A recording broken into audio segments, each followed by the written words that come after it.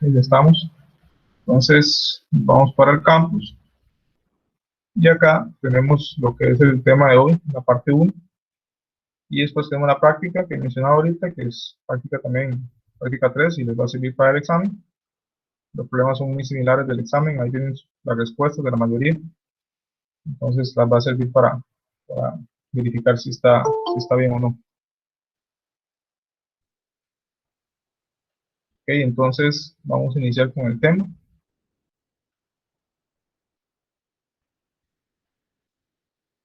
La unidad número 4, convertidores DC-DC, conocido como choppers o como recortadores. Ahorita vamos a ver por qué el nombre.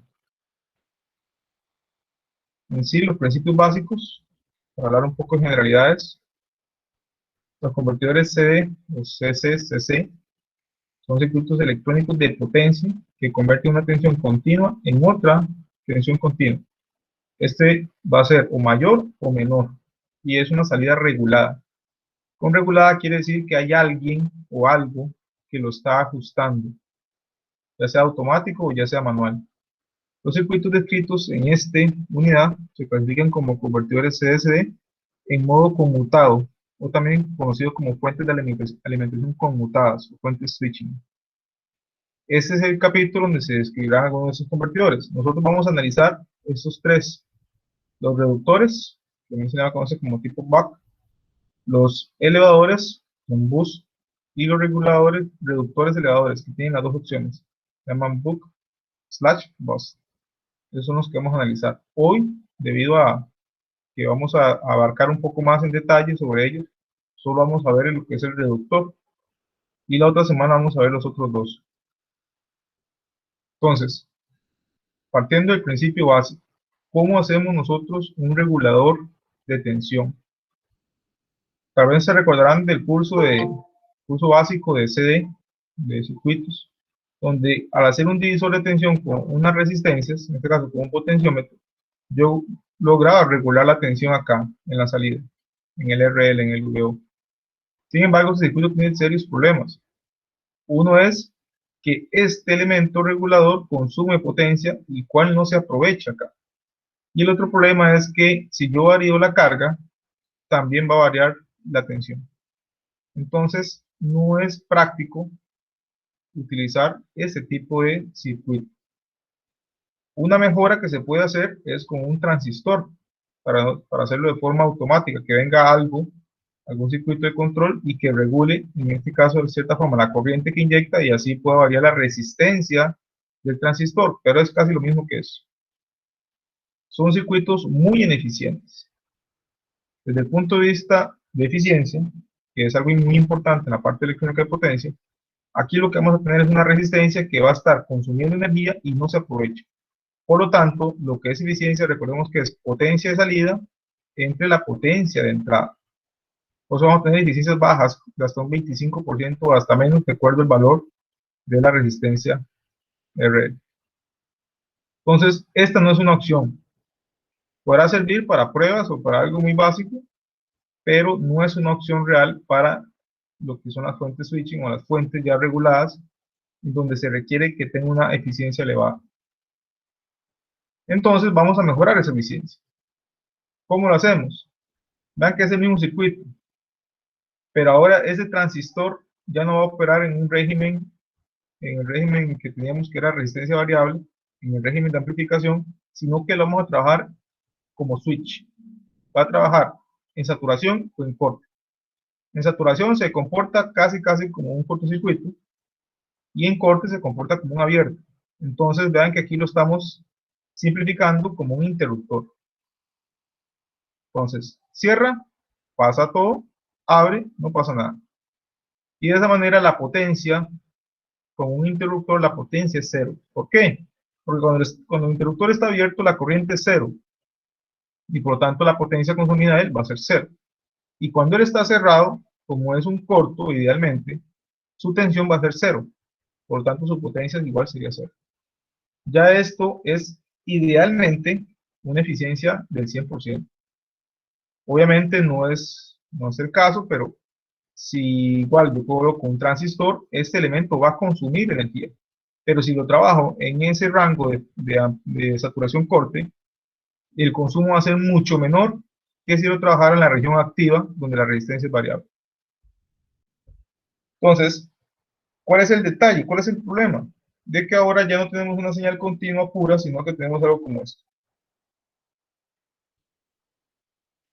Esto que está acá se le conoce también algunas veces como la modulación del ancho del pulso, PWM. Pero PWM se usa más que todo como para señal de control. En este caso, no ese es el caso. Pero se les puede parecer algo a lo que ustedes han visto como PWM. ¿Qué es lo que hacemos aquí? Aquí lo que hacemos es modular este ancho del pulso. Y de esa manera yo puedo regular la tensión media. ¿Cómo calculo la tensión media? Bueno, volvemos otra vez a las integrales, que ya ustedes conocen. Voltaje medio es 1 entre el periodo, de la integral desde 0 hasta t, de v sub 0 de t. Si lo pasamos a esto que está acá, esa integral quedaría como 1 entre t, donde t es este periodo de aquí a aquí, pero llegaría al límite de 0 hasta dt, donde d es el ciclo de trabajo. Vemos que aquí está dt. Entonces, únicamente voy a integrar este elemento o esta parte de la señal, que es una señal continua, cuyo valor es Vs, y por eso aquí tengo Vs de t. Al resolver esta integral, nos va a dar que el voltaje medio es Vs por d. Entonces aquí vemos que si yo varío el ciclo de trabajo, el ciclo de trabajo no es otra cosa que cuánto tiempo está activo comparado con el periodo, así yo puedo regular la tensión media, que es equivalente a la tensión CD. Aquí vemos igual que el ciclo de trabajo D es igual al tiempo de conducción, que sería ese tiempo que está aquí, entre el periodo. Entonces vemos que yo el D lo puedo ver como un porcentaje. Si D es 100%, quiere decir que él está conduciendo todo el periodo. Entonces prácticamente Vs, VO va a ser igual a Vs, porque va a tener la misma tensión. El interruptor siempre está cerrado. Pero si yo pongo que el D es un 50%, quiere decir que el 50% conduce y el otro 50% está apagado. Entonces la tensión media, VO, ya no va a ser Vs, sino que va a ser la mitad de Vs. Y así, si yo lo hago un 25, un 75, un 50, así voy variando y así voy obteniendo las diferentes tensiones medias, que al final recordemos que eso es la tensión CD. Entonces, de esa manera logramos un circuito muy eficiente, pero tenemos un problema. Es que muchas veces requerimos que esta tensión sea continua y no tenga estos quiebres acá, porque eso genera, tras de que tiene contenido armónico alto, puede generar algún problema en diferentes cargas. Entonces, aquí viene la pregunta. ¿Y qué hacemos en esos casos? Cuando yo ocupo que la salida sea continua, ¿cuál sería la solución que ustedes ven?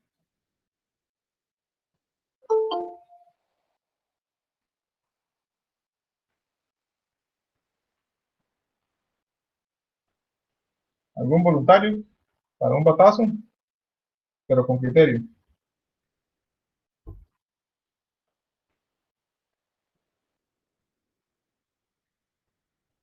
¿Cómo puedo hacer para mitigar o para reducir cambios bruscos en tensión y en corriente?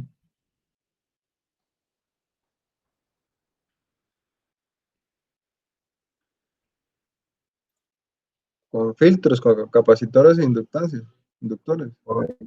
Correcto.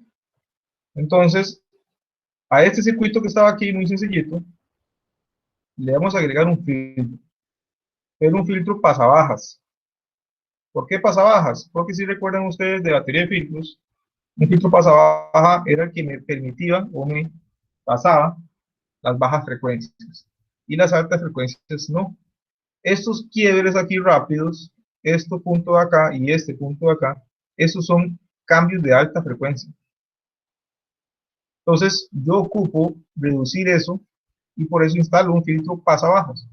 Ese filtro pasabajas, aquí lo vemos en este circuito. Vean que ya el circuito sencillo que vemos, que era solo el interruptor, la fuente y la carga, ahora le agregamos estos elementos de acá. Al final el filtro son estos dos. El diodo es simplemente para el modo de operación, que ahorita vamos a ver y analizar, pero este es el filtro.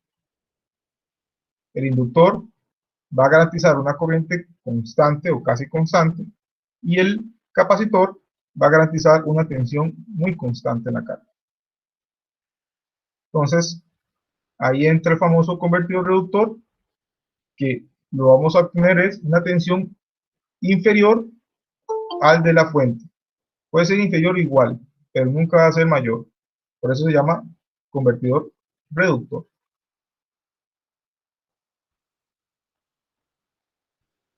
Ok, entonces, con eso, ya vamos a hacer un análisis cuando conduce el transistor y cuando no conduce. Pero también hay que considerar algunas cosas. Entre esas son las que están aquí. Para simplificar el circuito y el análisis, vamos a considerar esto que está acá. ¿Esto qué significa? Eso significa que la corriente IL, que es la corriente que pasa por el inductor, es periódica. Eso es lo que significa eso. Que el valor en T va a ser igual a un valor en T más un periodo igual. Es prácticamente como decir la onda seno. Si ustedes ven la onda seno es periódica. La onda seno vale igual en un ángulo más pi, o un ángulo más 2pi, que en ese ángulo solo. El periodo, que es 2pi, va a dar el mismo valor de amplitud. Entonces, eso significa esto que está acá, que es periódico. También, otra consideración es que el voltaje medio en el inductor va a ser cero. Eso ahorita lo vamos a ver un poco con las gráficas. Y otra consideración es que la corriente media en el capacitor va a ser cero. Ante esa condición, vamos a tener que aquí la corriente media es cero, o sea, la corriente CD, vamos a tener una corriente AC, pero es completamente simétrica. Tanto la parte negativa como la parte positiva, las dos áreas, se contrarrestan. Igual va a ser con la tensión del inductor. Tanto el área positiva como el área negativa se contrarrestan y por eso el voltaje medio y la corriente media van a ser cero. Otra consideración es que todo es ideal. Aquí el inductor es ideal, el capacitor es ideal, lo que es el transistor es ideal, vea que aquí se comporta como un interruptor, y igual el diodo es ideal. Entonces, en ese caso todo es ideal, por lo tanto la potencia en la salida va a ser igual a la potencia en la entrada. PS, que es la fuente, PO, que es el de salida. Ya en un mundo que debe ser real, obviamente hay pérdidas. El capacitor tiene una resistencia parásita, igual el inductor, y ya eso no va a dar 100% igual, pero para cálculos y para facilidad vamos a asumir que todo es ideal. ¿Qué dudas hasta acá, muchachos?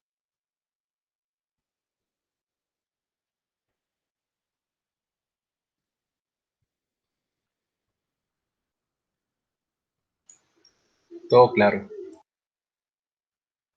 ¿Ok? Entonces, el convertidor reductor, además de estas consideraciones, vamos a hacer algunas suposiciones, que con las ecuaciones vamos a validar si son ciertas o no. El circuito opera en régimen permanente.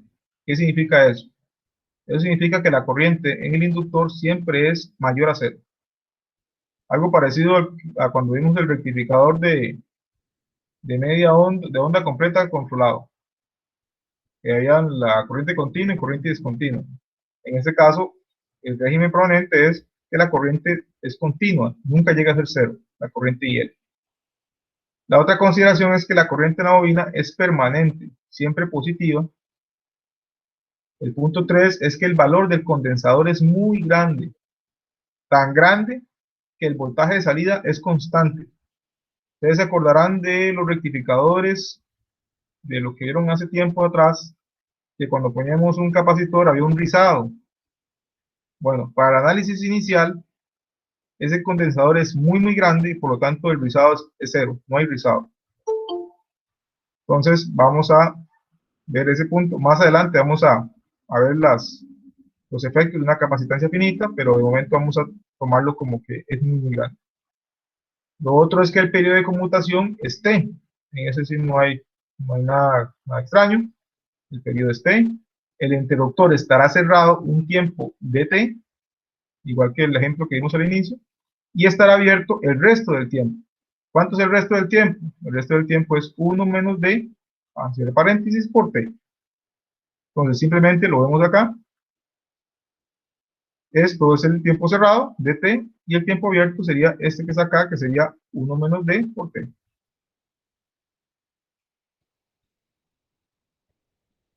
Y la otra es la que ya también adelantamos, todos los componentes son ideales.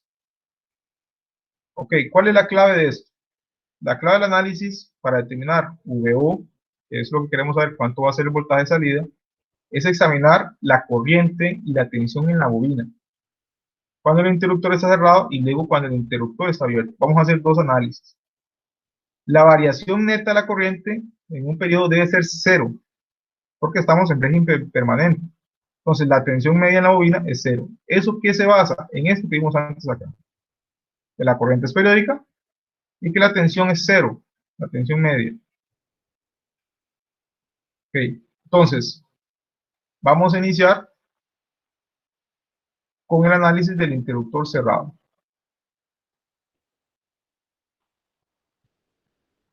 Con el interruptor cerrado tenemos este circuito acá.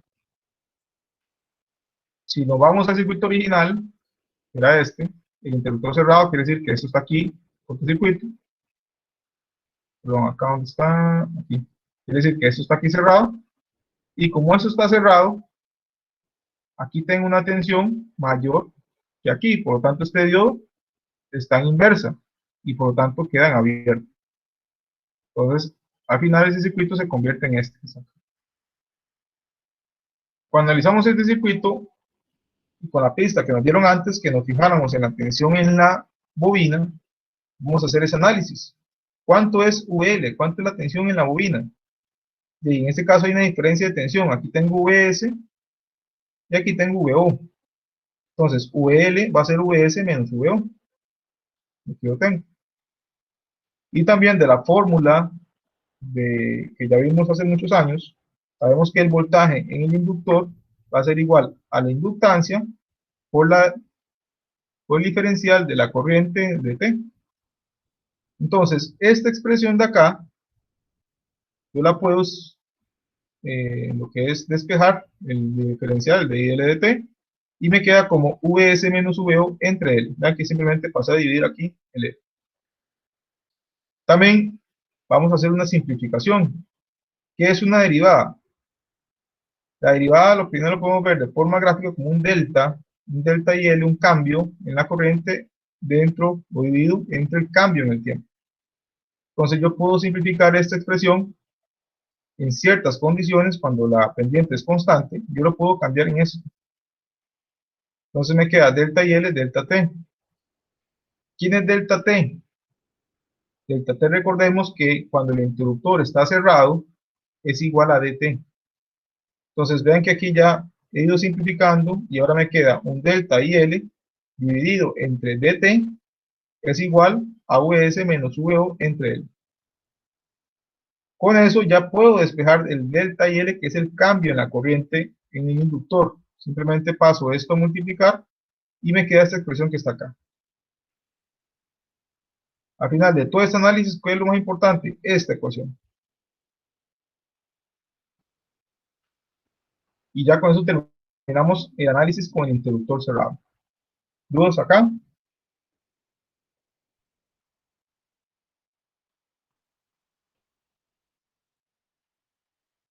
De momento Profe, no.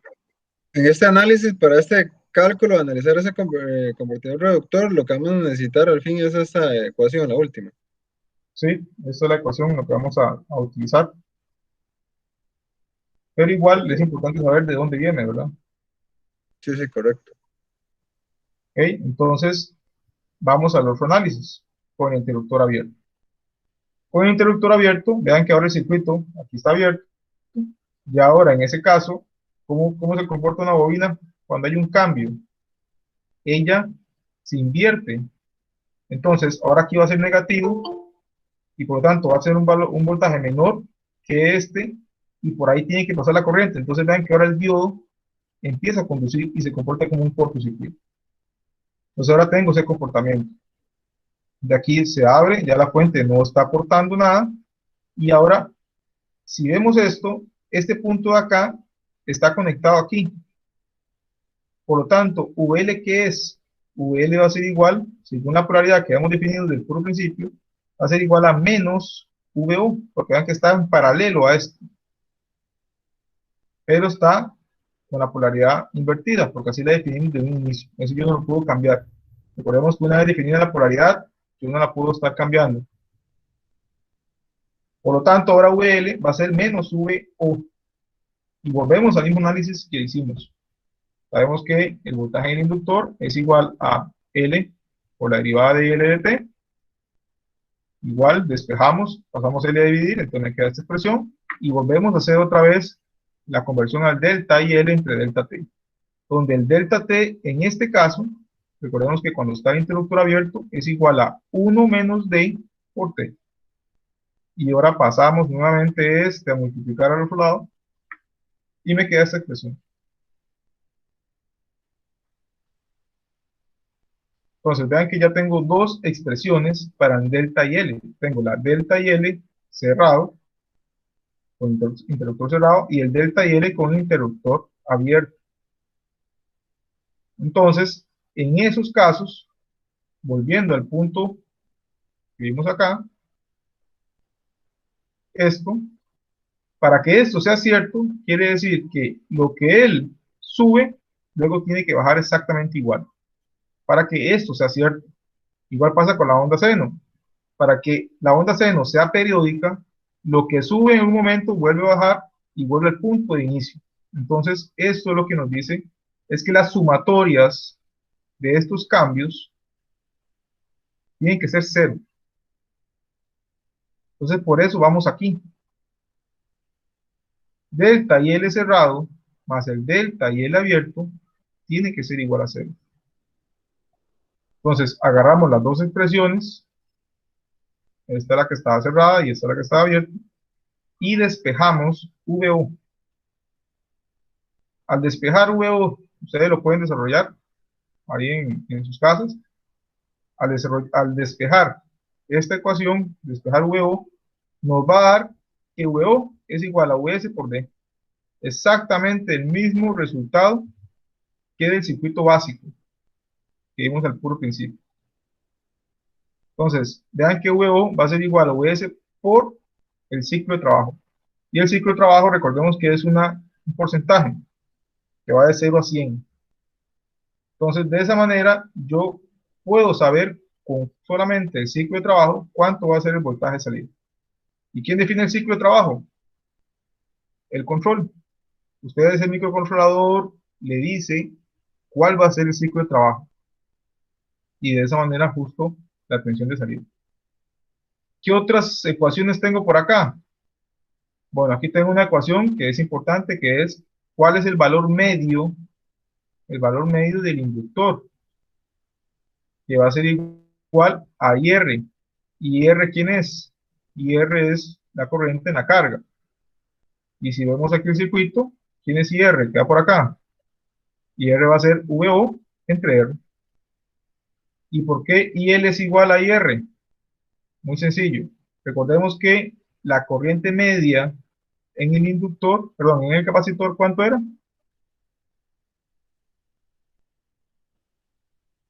La corriente media, ¿cuánto era en el capacitor?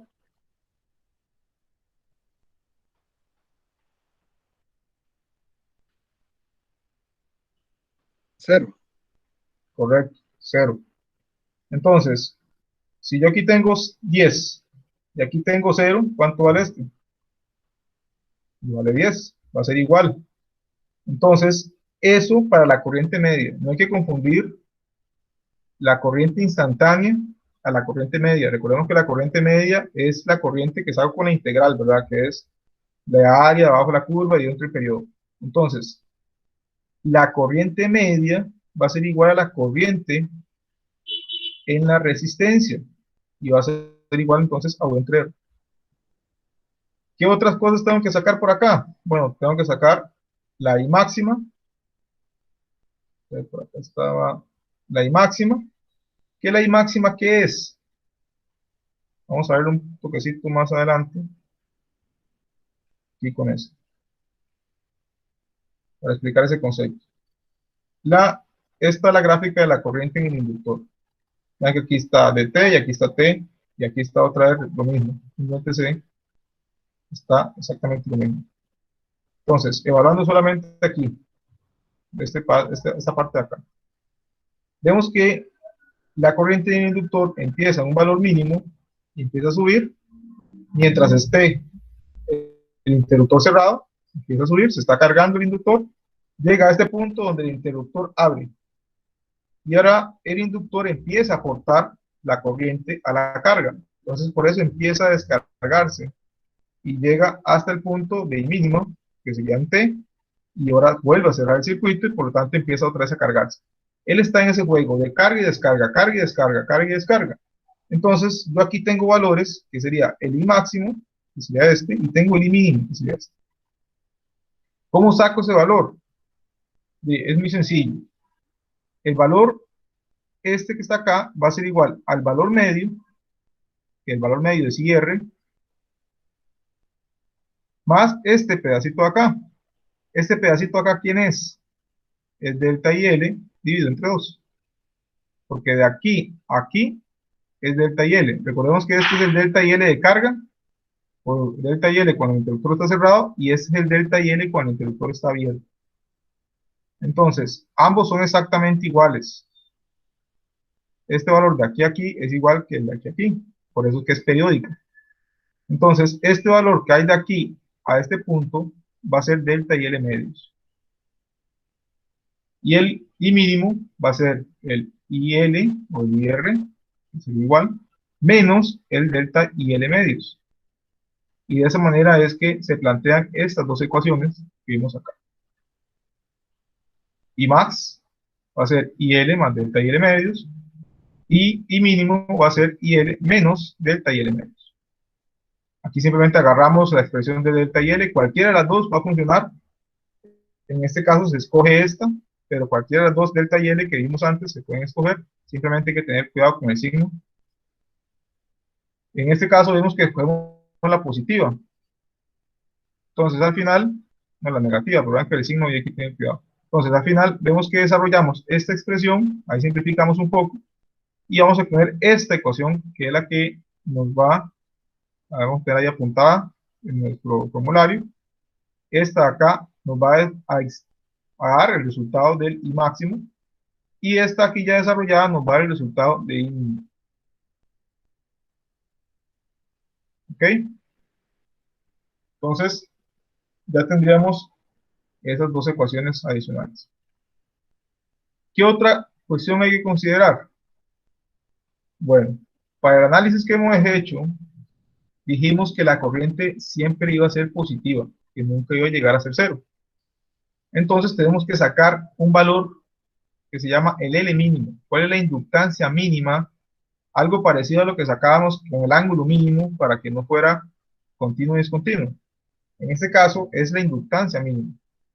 Entonces, esa inductancia mínima, ¿cómo la obtengo? Simplemente agarro la I mínima, la igualo a 0 y despejo L. Simplemente hago eso, aquí vean que ya despejo el LF y después paso a dividir al F por acá, y esta expresión es la L mínima. ¿Para qué yo ocupo este valor? Yo ocupo sacar este valor para garantizarme de que el análisis que estoy haciendo es válido. Esta L mínima no puede ser menor, la L que yo escoja o la L que yo tenga en mi circuito no puede ser menor a esta. Siempre tiene que ser mayor. Incluso para algo, para parte como el diseño, se considera esto muy importante a la hora de diseñar el convertidor. Entonces vean que ya aquí tenemos esa L mínima. Otra cuestión es el rizado. El rizado, recordemos que al principio nosotros dijimos que el capacitor era inmensamente grande. Y como era tan grande, el rizado era cero. Sin embargo, eso no es cierto. Sabemos que la capacitancia tiene un límite y por lo tanto vamos a tener un pequeño rizado. Ese pequeño rizado, la idea es que no sea muy grande, que sea de un 1%, de un 2%, dependiendo de las condiciones o los requerimientos de la carga. Si la carga requiere que no sea un rizado muy bajo, entonces ahí vamos a tener que colocar un capacitor un poco más grande. Pero eso va a depender mucho de la carga. Y para eso entonces vamos a hacer un análisis, que es el que está por acá. Pero antes no sé si hay alguna duda o consulta, antes de continuar con esto.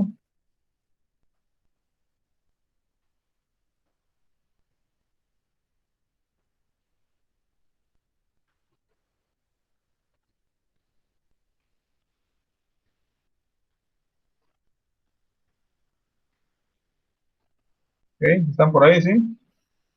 Sí, sí. En el caso mío, de momento me la voy jugando y profe. Ok, perfecto. Da igual ahí queda el video para que lo repasen, si algo no quedó claro o si no, pues, ver por WhatsApp. Entonces, aquí vamos a hacer este análisis. Vean que esta es una simple ley de Ohm, una ley de nodos. Perdón. Aquí tenemos que IC es igual a ¿qué? A IL menos IR. Simplemente lo vemos del circuito que está acá. IC es igual a IL menos IR. Entonces, ahí recordando nodos. Estamos por acá. Y después, para obtener, en este caso, alguna variación de la tensión, vamos a evaluar, por acá, vamos a evaluar la carga. La carga de un capacitor va a ser igual a la capacitancia por la tensión. Y el delta Q, que es el delta de la carga o la variación de la carga, va a ser igual a la capacitancia por un delta V sub 0. Y el delta V sub 0, esto que está acá, es el rizado. Eso es lo que ocupamos acá. Entonces, delta V sub 0 va a ser igual al delta Q entre la capacitancia. Pero, ¿quién es el delta Q? El delta Q yo lo puedo sacar una de forma matemática y la otra es de forma gráfica. El delta Q, o la variación de la carga, es el área del triángulo situado por encima del eje de los tiempos. D y C. Y C es esta expresión que está acá. ¿Cómo la obtuvimos? Simplemente de la ecuación de la gráfica que vimos antes, de esta que está acá, y C simplemente es esta misma forma, pero le quitamos IL, le quitamos este valor medio, por lo tanto queda como como 0. Es como si le quitáramos el offset y quedara acá. Entonces, lo podemos ver como esta expresión, y este delta Q es igual a la área de un triángulo. Entonces, yo voy a hacer, aplicando las simples matemáticas del área de un triángulo, que es base por altura dividido entre 2. Entonces, esto es la base, esto es la altura, dividido entre 2. Al usar el delta Q va a ser igual a T por delta IL dividido entre 8, que es 2 por 2 por 2. Este es delta Q. Ya con eso, simplemente yo agarro y delta V sub 0 va a ser simplemente delta Q entre C. Por lo tanto, me queda esta expresión. Y este va a ser mi rizado. El delta y L ya lo tengo. Simplemente lo pongo acá y reacomodo la ecuación. Y esto que está acá es el rizado. Vean que aquí pasé a dividir el V sub 0. Pasó a dividir acá. ¿Por qué? ¿Por qué lo pasé a dividir? Porque lo que queremos es que esto quede en porcentaje. Entonces, para que quede en porcentaje, tengo que agarrar y dividir la variación entre el valor medio. Entonces, de esa manera, obtengo esta expresión. Queda aquí, yo puedo sacar, si ya tengo L, y ya sé por diseño cuánto va a ser el rizado, puedo despejar C. Ok, entonces, esto que está acá, es lo que se ve como el rizado, el delta V sub 0. Y este de acá es el valor medio de V sub 0. Entonces, el rizado sería delta V sub 0 entre V sub 0 para que quede un porcentaje. Obviamente aquí está exagerado. Aquí sería un valor de delta V sub 0. Si fuera esto a escala, sería muy alto. La idea es que esta pequeña variación sea muy pequeña, a lo mucho un 5%, a lo mucho un 5%, pero eso normalmente en un osciloscopio uno lo puede ver. Incluso si ustedes agarran y pudieran con un osciloscopio, llegar y del cargador de su celular, el cargador de la computadora, y pudieran amplificar eso, ustedes verían un pequeño rizado, y ese pequeño rizado es esto. Ahí lo podrían ver con un osciloscopio. Claro, dependiendo de lo delicado que sea el equipo, este rizado lo que se busca es que sea cada vez menor. Si el equipo no es muy sensible al rizado, entonces esto no es tan crítico. Y puede ser un poquito más el rizado y no le va a afectar. Pero hay algunos circuitos, algunas cargas que sí son muy sensibles. Entonces ya con esto tenemos todas las ecuaciones para lo que es el análisis de estos convertidores. Aquí simplemente algo importante a observar. Recordemos que como en condiciones ideales, la potencia de la fuente es igual a la potencia de salida. Como todo era ideal, recordemos que el capacitor y el inductor no consumen potencia activa, por lo tanto, no consumen potencia, por lo tanto se da esta condición de igualdad. Al final, la potencia en una condición CD, la potencia de la fuente va a ser Vs por Is, y la potencia de salida va a ser VO por IO. Si yo agarro y despejo esto, paso este Vs a dividir acá y paso el IO a dividir, me queda esta expresión. Y esta expresión es muy similar a un transformador. Entonces, por eso muchas veces a estos circuitos se les llama también transformadores CD. Porque recordemos que un transformador no puede trabajar con CD, un transformador trabaja todo con AC. Entonces, cuando yo ocupo transformar o cambiar niveles de tensión de CD, tengo que utilizar este tipo de circuitos, este tipo de convertidores. Ya por último, aquí vienen lo que son las curvas, que son muy importantes, pero al final estas curvas lo que hacen es resumir el análisis que hemos hecho. Vean que aquí tengo VL, VL es el voltaje del inductor, vemos que esto es cuando él está con el interruptor cerrado, vean que aquí tengo VS menos VO, con el interruptor abierto era menos VO, y después simplemente vuelve a repetirse. Este que ya analizamos, que era la corriente en el inductor, vean que nunca llega a ser cero, es importante eso, para que esté siempre en continua, esté en permanente, régimen permanente. Y después el IC, bueno, aquí estaba, mira, no lo había notado antes. IC, vean que IC simplemente es este IL, pero le quitamos el offset, que es el voltaje o la corriente media, perdón, del IL. Entonces vean que es exactamente esta igual la forma, nada más que ya el voltaje medio, perdón, la corriente media es cero. ¿Hay dudas antes de pasar al ejercicio?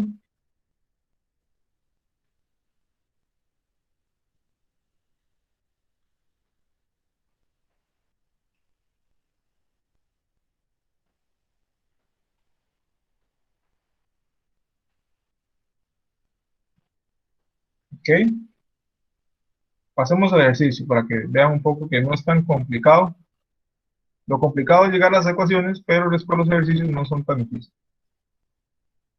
Veamos este ejemplo.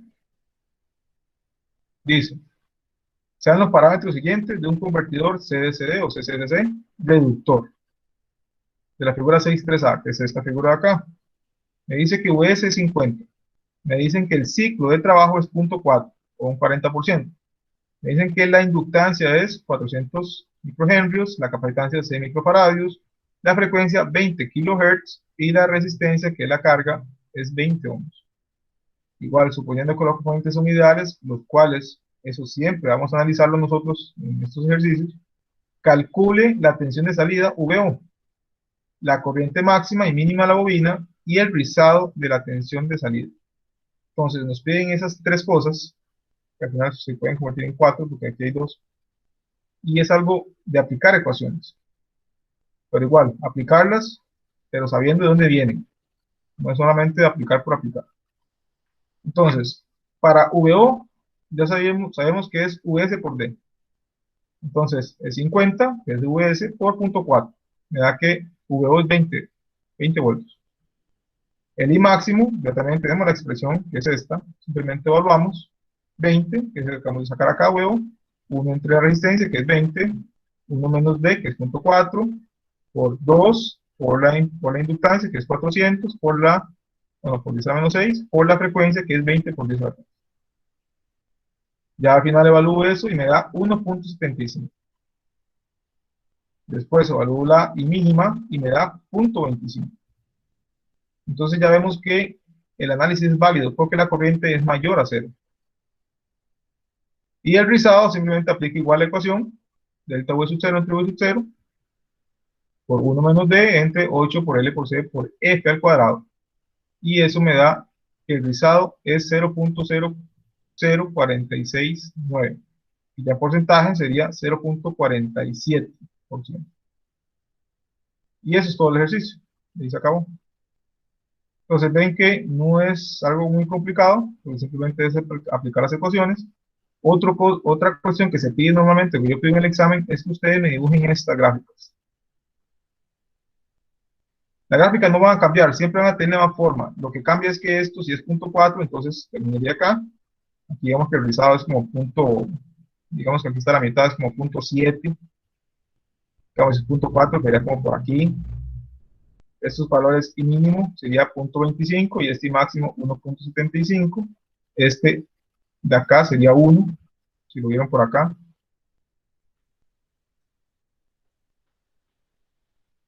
Y después el rizado. Bueno, el rizado aquí no se dibuja, solo se dibuja lo que es VL, IL y IC. IC es igual, nada más que le resto 1. Entonces, 0.25 menos 1. Entonces ahí me da 0.75 y aquí igual sería 1. ¿Cuál era el valor? 1.75 menos 1, entonces sería 0.75. Entonces ahí serían los valores de IC. Ese sería el ejercicio en sí. Vean que es bastante sencillo, pero es importante saber de dónde vienen todas esas ecuaciones. Ahora sí, ¿alguna duda o consulta?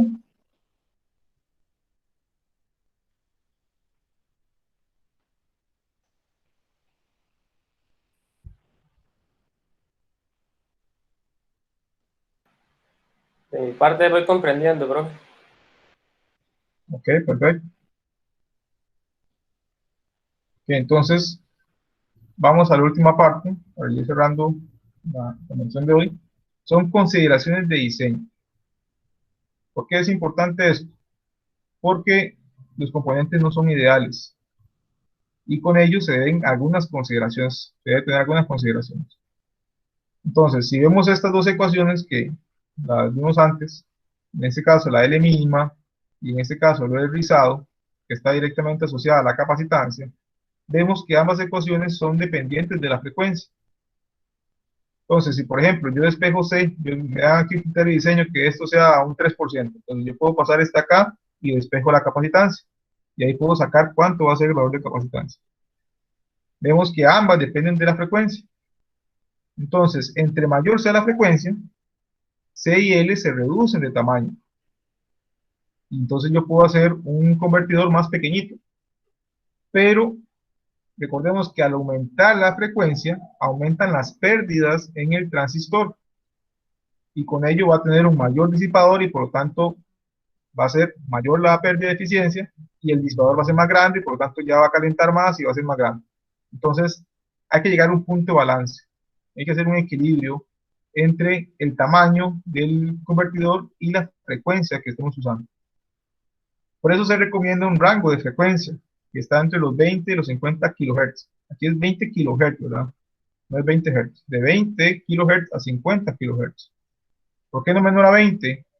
Porque si lo hacemos menor a 20, vamos a escuchar un pitillo ahí, porque el oído humano capta frecuencias menores a los 20 kHz. Entonces, se recomienda que sea superior para que el oído humano no lo escuche, pero tampoco que sea muy alto porque genera muchas pérdidas. Pero eso depende mucho del dispositivo. Puede que ahora algunos transistores puedan trabajar hasta 100 kHz y no les va a afectar, no va a tener muchas pérdidas. ¿Por qué? Porque eso va dependiendo de la evolución o la forma en que mejora la tecnología de la fabricación de dispositivos, en este caso de transistores. Por eso es que cada vez vemos convertidores, vemos cargadores más pequeños, porque esa tecnología va mejorando. Y puede trabajar a frecuencias más altas, y como a frecuencias más altas tengo capacitancias e inductancias más pequeñas. Otras consideraciones que deben de tener son las tensiones, las corrientes en los dispositivos, como en el caso del diodo, el transistor y la bobina. O sea que si yo voy a trabajar con una corriente y L va a tener el máximo y el mínimo, y que la bobina pueda trabajar con esos máximos, igual que el transistor, igual que el diodo. Y si va a trabajar con tensiones, que el diodo, el transistor y la bobina puedan trabajar con esas tensiones, igual que el capacitor. Entonces son las consideraciones de diseño que hay que tomar en cuenta. Y aquí viene un ejemplo, que este ejemplo ya les queda a ustedes que lo analicen. Es un ejemplo, ahí va guiado, explicado cada uno de los puntos. No vamos a hacer en el examen, no va a venir un ejemplo de diseño, porque el diseño depende mucho de cada uno. Entonces, cada uno va a tener su diseño y eso va a ser muy complicado revisarlo. Entonces, esto solamente lo dejo para que ustedes lo conozcan.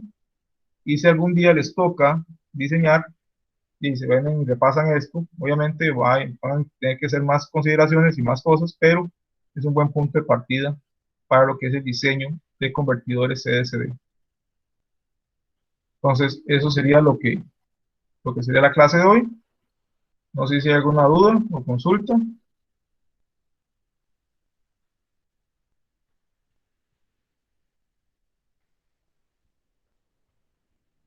Entonces, esa tarea, profe, se entrega de hoy en 15 y es de una vez el examen, ¿verdad? Quedamos así.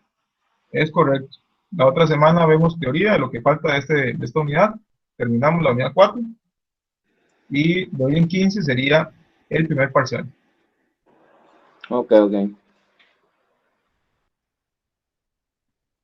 También la otra semana ya les entrego lo que es el proyecto para que ya lo empiecen a trabajar desde hace dentro de poco, para que no les agarre tarde al final del cuatrimestre. Recuerden que es en grupos. Creo que era grupos de 3, si mal no recuerdo, para que también vayan pensando en con quién van a trabajar.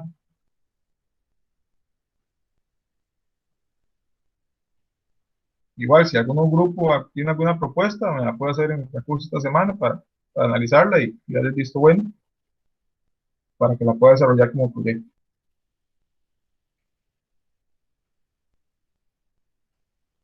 Jóvenes, entonces recuerden cualquier consulta adicional ahí al WhatsApp, me quedo al pendiente. Y aquí está la práctica, que está bastante completa, para que puedan practicar todo lo que pueda salir en el examen. Entonces ahí van a tener bastantes ejercicios, son 17. Ahí les puse en la tarea que, por favor, ustedes la hacen a mano, escanean todo en un solo archivo, no agreguen un montón de imágenes, porque así se complica mucho la revisión, y numeren todos del 1 al 17. Yo sé que aquí hay numeraciones diferentes, pero no importa, ustedes ahí van numerando del 1 al 17. ¿Ok? Entonces, en eso quedaríamos, jóvenes. Que tengan buena noche. Ahí quedo al pendiente cualquier consulta adicional. Gracias. Pura, profe, muchas gracias. Muchas gracias.